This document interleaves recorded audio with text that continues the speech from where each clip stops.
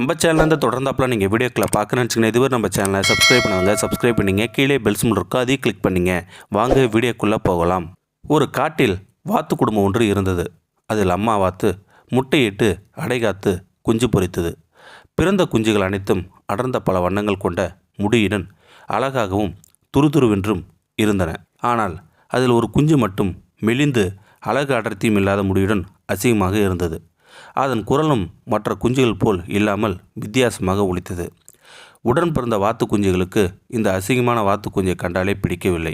ஒரு கட்டத்தில் அதன் தாய் வாத்தை கூட அதை வெறுத்தது. அதை மட்டும் ஒதுக்கிவிட்டு மற்ற குஞ்சுகளுடன் நீந்தியது. அசிங்கமான வாத்து குஞ்சு மிகவும் வேதனை அடைந்தது. நான் மட்டும் ஏன் இப்படி அவலட்சணமாக பிறந்தேன், முட்டையிலேயே உடைஞ்சு இருந்து போயிருக்கலாமே என்று வேதனையும் பல நாட்கள் அழுது கலதறியது. நாட்கள் ஓடின. மற்ற வாத்து குஞ்சுகள் வளர வளர மேலும் அழகாயின.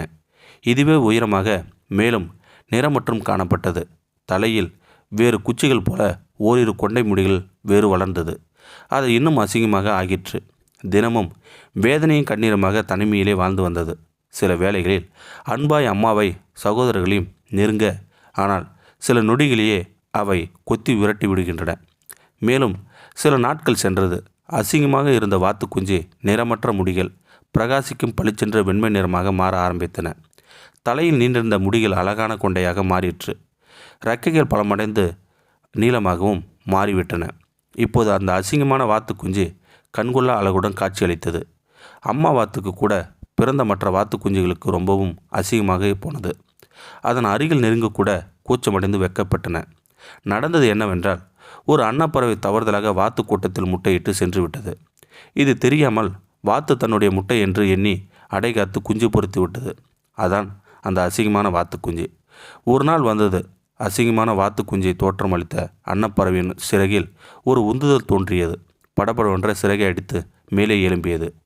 கேலி செய்தவர்கள், வெறுத்து விரட்டியவர்கள் எல்லாம் வாயிலும் வயிற்றிலும் அடித்து கொள்ள அன்னப்பறவை கம்பீரமாய் வானத்தை நோக்கி உயர உயர பறந்து ஒரு புள்ளியாக மறந்து போனது.